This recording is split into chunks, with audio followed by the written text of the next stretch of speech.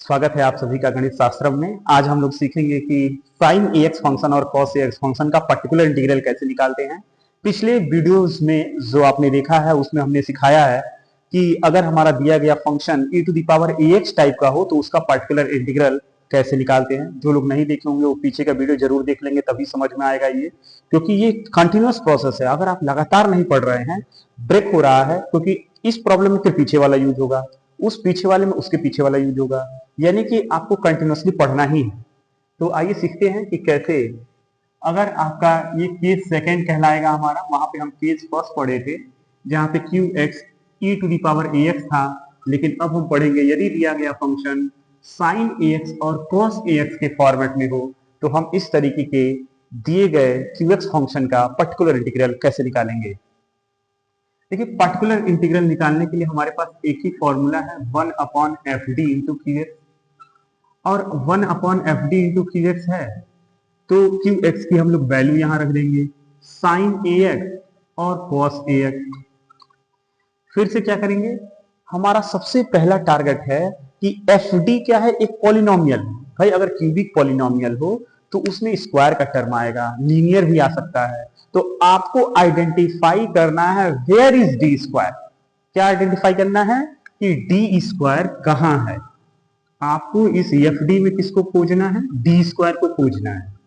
अब ध्यान रखिए, जब जहां डी स्क्वायर रहेगा, जहां जहां डी स्क्वायर मिलेगा, आप साइन ए एक्स फंक्शन दिया हो चाहे कॉस ए एक्स फंक्शन दिया हो, जो भी एक्स का कोफिशियंट है उस ए को उठाएंगे, उनका स्क्वायर करेंगे और उनके आगे लगाएंगे माइनस।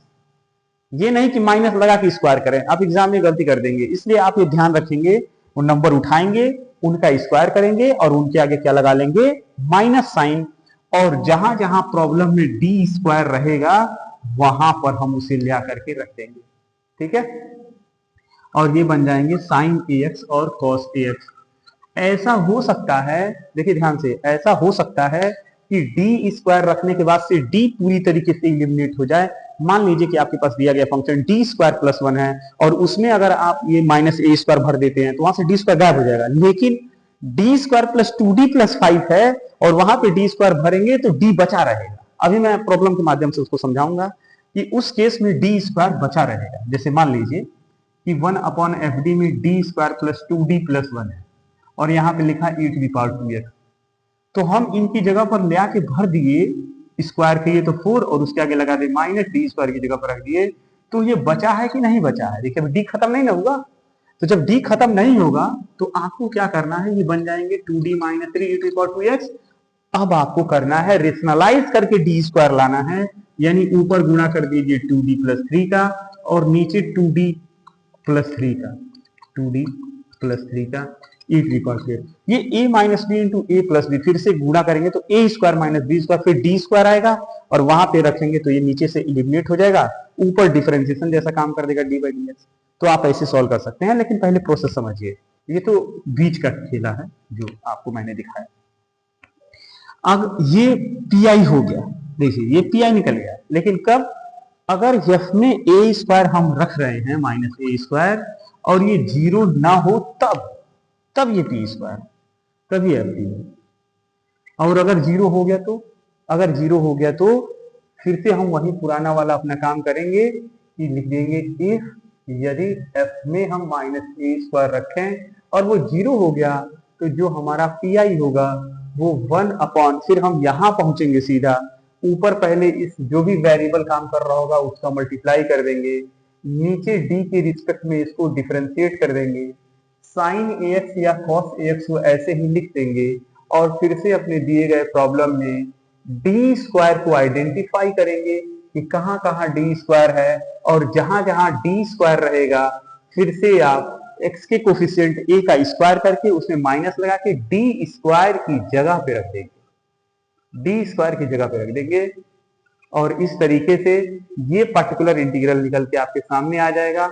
लेकिन कब, जब एफ डैश ए जीरो के बराबर ना हो तब तब ये आपका पर्टिकुलर इंटीग्रल है। ऐसा हो सकता है कि फिर से इफ, ऐसा हो सकता है कि हम ए स्क्वायर रखें और फिर ये जीरो हो जाए, तो इस केस में हम फिर लौट के इसके पास आएंगे पर्टिकुलर इंटीग्रल, फिर से एक और x का गुणा करेंगे तो ऊपर x स्क्वायर हो जाएगा, और नीचे वाले का एक बार और d के रिस्पेक्ट में डिफरेंशिएट कर देंगे, और जहां जहां d स्क्वायर होगा उसको आइडेंटिफाई कर लेंगे, और फिर वहीं से प्रोसेस रिपीट करेंगे कि x के कोफिशिएंट का स्क्वायर करके और जहां जहां d स्क्वायर है वहां वहां रख देंगे।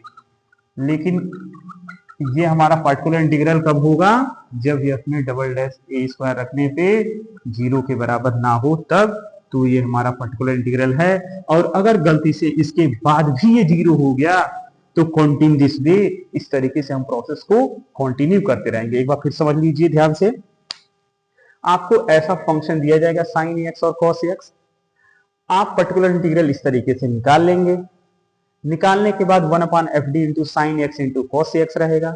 इसको रखने के बाद आप ऐसे डी स्क्वायर को आइडेंटिफाई करेंगे, जहां जहां डी स्क्वायर रहेगा वहां पे एक्स के कोफिशिएंट ए का स्क्वायर कर लेंगे, माइनस से गुणा कर लेंगे और डी स्क्वायर की जगह पे रख देंगे, तो यही आपका पर्टिकुलर इंटीग्रल होगा। लेकिन कब, जब f में माइनस ए स्क्वायर रखने पे वो 0 के बराबर ना हो तब। अगर वो 0 के बराबर हो गया तो इस केस में आप क्या करेंगे, यहां पहुंचेंगे, जो ये वेरिएबल दिया रहेगा उसी का यहां मल्टीप्लाई कर देंगे, इस एफ डी को डी के रिस्पेक्ट में डिफरेंशिएट करके ये बना देंगे, और डी स्क्वायर को फिर से आइडेंटिफाई करेंगे कि डी स्क्वायर कहां कहां है। जब डी स्क्वायर आपको मिल जाएगा तो आप यहां पर एक्स के कोफिशिएंट का स्क्वायर करके माइनस लगा के रख देंगे जैसे पहले रखते थे, तो यही हमारा पर्टिकुलर इंटीग्रल हो जाएगा। लेकिन कब ये सही रहेगा, जब ये 0 ना आ रहा हो तब, क्योंकि ये x अपॉन 0 हो जाएगा तो अनर्थ हो जाएगा ना, इंफिनिटी आ जाएगा। इसलिए आप हमेशा इस बात का ध्यान रखेंगे कि ये 0 ना हो। अगर 0 हो गया बाय द वे फिर से, तो आप यहाँ पे फिर वापस जाएंगे, x का मल्टीप्लाई करेंगे, नीचे वाले को d के रिस्पेक्ट में डिफरेंशिएट करेंगे और डी स्क्वायर को आइडेंटिफाई करेंगे, x के कोफिशिएंट का स्क्वायर करके माइनस लगा के रख देंगे, आपके पास फिर से पर्टिकुलर इंटीग्रल निकल जाएगा। मैंने आपको पहले ही बताया है कि ये प्रोसेस टर्मिनेट होगा, क्योंकि जो भी आपको एफ डी फंक्शन दिया जाएगा वो एक पॉलिनोमियल होगा, और पॉलिनोमियल की डिग्री दुनिया में फाइनाइट होती है, इसलिए उसको टर्मिनेट होना ही पड़ेगा कभी ना कभी। ठीक है, तो ये रह गया हमारा प्रोसेस है। अब मैं आपको एग्जाम्पल के माध्यम से इसे सॉल्व करके दिखा रहा हूं कि देखिए कैसे हम लोग सॉल्व करेंगे कि साइन एक्स और कॉस एक्स फंक्शन अगर दिया गया है तो वो कैसे सॉल्व होगा। देखिए अब आपके सामने एक छोटा सा प्रॉब्लम मैंने रखा है कि D square minus 4d plus 4 of Y equal to cos 2x, इसे कैसे सॉल्व करेंगे। तो सबसे पहला हमारा वही फॉर्मेट है, गिवन दैट, जो भी दिया रहेगा आप उसे लिख लेंगे एक बार। लिखने के बाद देखिए ये प्रॉपर फॉर्मेट में एफ डी दे दिया है, तो यानी कि अगला स्टेप हमारा है ऑक्सिलरी इक्वेशन लिखना। तो ऑक्सिलरी इक्वेशन यहां से लिखेंगे, auxiliary equation is M square minus 4m plus 4 equal to 0, और यहां से हम इसको लिख सकते हैं m माइनस 2 का स्क्वायर इक्वल टू 0, और इसको हम लिख सकते हैं m इज इक्वल टू 2,2। बड़े आराम से यहाँ पे अब हम कॉम्प्लीट, देखिए यहाँ पे भी ये क्या किया, जो रूट था वो रिपीट कर गया, तो अगर ये रिपीट कर गया है तो हम लोग उसके हिसाब से कॉम्प्लीमेंट्री फंक्शन डिजाइन कर देंगे। कॉम्प्लीमेंट्री फंक्शन बराबर c1 plus c2x e to the power m1x, m1 नहीं 2, m1 की वैल्यू 2 है। अब ध्यान, क्योंकि ये कहां से आया, ये वीडियो 1 में हमने डिस्कस किया है कि कॉम्प्लीमेंट्री फंक्शन अलग अलग रूट्स के नेचर के हिसाब से कैसे निकालेंगे। वहां पे एक टेबल मैंने बहुत अच्छा बनवाया था, आप उसे जरूर देख लेंगे, आपको ये समझ में आने लगेगा कि ये कहां से आ रहा है। जो पहला वीडियो है उसको आप उसको 720 पिक्सल पे देखेंगे, थोड़ा हाई क्वालिटी करके, तो आपको समझ में आएगा। अब इसके बाद हमें निकालना है पी आई, जो हमने अभी तत्काल सीखा है। पी आई निकालने के लिए हम लोग वही प्रोसेस यूज करेंगे, 1/fd into Q x. F D की वैल्यू यहाँ पे दिया हुआ है, देखिए लिखा है D square minus 4d plus 4, और क्यू एक्स की जो वैल्यू है वो cos 2x के बराबर है। इसको हम लिख सकते हैं d माइनस 2 का whole square into cos 2x।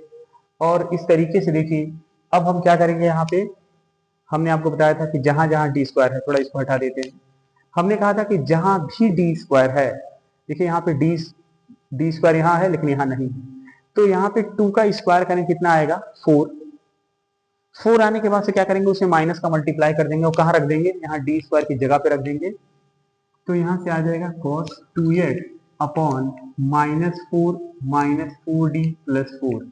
Sorry इस कॉस को आगे ही रखेंगे, हमेशा ऊपर नहीं रखेंगे, क्योंकि एक ऑपरेटर है, जब तक ऑपरेटर समाप्त ना हो जाए उसे हम लेफ्ट साइड में नहीं ला सकते हैं, उसके आगे रहेंगे ताकि हम ऑपरेट करते रहें। अब ध्यान दीजिए, यहाँ जब मैंने -4 रखा तो यहाँ +4 था, देखिए ये कैंसिल हो जाएगा एक दूसरे से, सिर्फ क्या बचेगा -1/4d, और यहाँ पे आ जाएगा cos 2x। अब देखिए फिर यहाँ पे ये 1/d बन गया, 1/d इज इंटीग्रेशन। तो अगर ये इंटीग्रेशन है तो हम इसको ऐसे इंटीग्रेट कर सकते हैं, cos 2h dx। तो आप बड़े आराम से देखिए कि cos का इंटीग्रेशन क्या होता है, sin 2x और डिवाइडेड बाई 2। इसमें हम कांस्टेंट नहीं लगाएंगे इंटीग्रेशन में, इसलिए नहीं लगाएंगे कि जितने ऑर्डर का यहाँ डिफरेंशियल इक्वेशन होता है उतने ही आर्बिट्रेरी इंडिपेंडेंट आर्बिट्रेरी कांस्टेंट आ सकते हैं। तो ऑलरेडी 2 कांस्टेंट है, अगर मैं लगाऊंगा तीसरा आ जाएगा, इसलिए नहीं लगाएंगे। दूसरा, अगर आप यहाँ पे कोई सी लिखते हैं तो वो फिर से ऑटोमेटिक इसी में से कोई हिस्सा बन जाएगा, तो लिखने की आवश्यकता नहीं रहती है। तो इस हिसाब से पर्टिकुलर इंटीग्रल जो हमारा हो गया वो sin 2x/8 के बराबर हो गया। अब हम इसका कंप्लीट सॉल्यूशन जो देंगे, complete solution is equal to complementary function plus particular integral. देखिए y ऑफ x मैं हमेशा लिखता हूँ, क्योंकि ये dependent variable y independent x है, सॉल्यूशन हमेशा इसी फॉर्मेट में लिखा जाएगा, डिपेंडेंट का इंडिपेंडेंट के रिस्पेक्ट में। कॉम्प्लीमेंट्री फंक्शन जो आया है उसको लिख देंगे यहाँ से, तो ये बन जाएगा c1 plus c2x e to the power 2x, और प्लस pi की वैल्यू यहाँ से लिख देंगे माइनस sin 2x/8। तो यहाँ से देखिए बड़े आराम से आपका जो है ये आ चुका है, यही आपका सॉल्यूशन है। आप इस तरीके से sin x रहे चाहे cos x रहे तो आप उसे सॉल्व कर सकते हैं। मैं एक और प्रॉब्लम आपको करके दिखा देता हूँ दूसरे टाइप का, कि कैसे अगर जैसे 1-2 प्रॉब्लम आप कर लेंगे तो आपको प्रैक्टिस हो जाएगा। तो देखिए अगला प्रॉब्लम, तब तक ये उतार लीजिए। देखिए अगला क्वेश्चन है कि आप इस डिफरेंशियल इक्वेशन को सॉल्व करिए।